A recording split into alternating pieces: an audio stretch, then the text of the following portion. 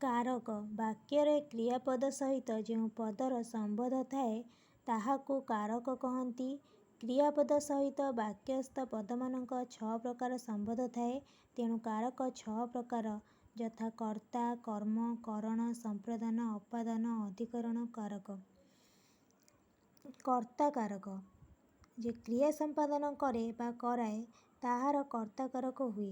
ଉଦାହରଣ ଛାତ୍ର ବ୍ୟାକରଣ ପଢ଼ୁଛି। ଏଠାରେ ଛାତ୍ର କ୍ରିୟା ସମ୍ପାଦନ କରୁଛି ତେଣୁ ଛାତ୍ର କର୍ତ୍ତା କାରକ ଅଟେ।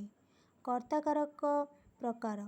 କର୍ତ୍ତା କାରକ ପ୍ରକାରକୁ 3 ଭାଗରେ ବିଭାଗ କରାଯାଇଛି। ମୁଖ୍ୟ କର୍ତ୍ତା, ପ୍ରୟୋଜକ କର୍ତ୍ତା, ପ୍ରଯୋଜ୍ୟ କର୍ତ୍ତା। ପ୍ରଥମେ ଜାଣିବା ମୁଖ୍ୟ କର୍ତ୍ତା ବିଷୟରେ। ନିଜେ କାର୍ଯ୍ୟ ସମ୍ପାଦନ କରୁଥିବା କର୍ତ୍ତାକୁ ମୁଖ୍ୟ କର୍ତ୍ତା କହନ୍ତି। ଗାୟତ୍ରୀ ଗୀତ ଗାଉଛି। ଏଠାରେ ଗାୟତ୍ରୀ କାର୍ଯ୍ୟ ସମ୍ପାଦନ କରୁଛି ସେଥିପାଇଁ ଗାୟତ୍ରୀ ହେଉଛି ମୁଖ୍ୟ କର୍ତ୍ତା। ପ୍ରଯୋଜକ କର୍ତ୍ତା। ଯେଉଁ କର୍ତ୍ତା ନିଜେ କାର୍ଯ୍ୟ ସମ୍ପାଦନ ନ କରି ଅନ୍ୟ ଦ୍ୱାରା କରାଏ ତାହାକୁ ପ୍ରୟୋଜକ କର୍ତ୍ତା କୁହାଯାଏ। ହେତୁ କର୍ତ୍ତା ମଧ୍ୟ ଏହାକୁ କୁହାଯାଏ। ଯଥା ଶିକ୍ଷକ ଛାତ୍ର ଦ୍ୱାରା ମୂର୍ତ୍ତି ଗଢ଼ାଇଲେ। ଶିକ୍ଷକ ଛାତ୍ରଙ୍କ ଦ୍ୱାରା ଯେହେତୁ ମୂର୍ତ୍ତି ଗଢ଼ାଉଛନ୍ତି ଏଠାରେ ଶିକ୍ଷକ ହେଉଛନ୍ତି ପ୍ରୟୋଜକ କର୍ତ୍ତା।